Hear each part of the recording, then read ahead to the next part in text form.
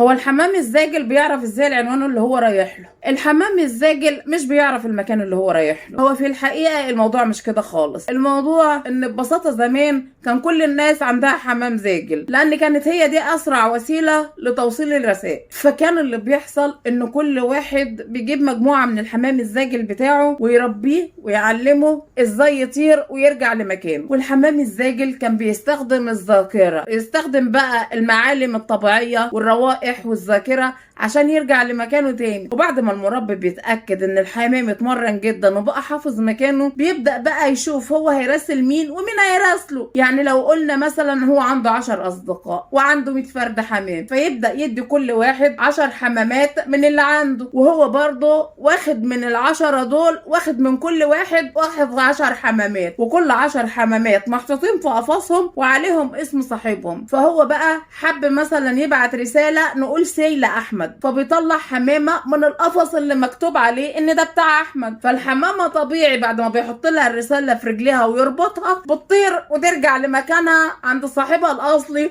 اللي هو احمد. وبكده بتكون الرسالة وصلت بكل امان، الا بقى لو حد نشرها من تحت، ده موضوع فقر امه بقى.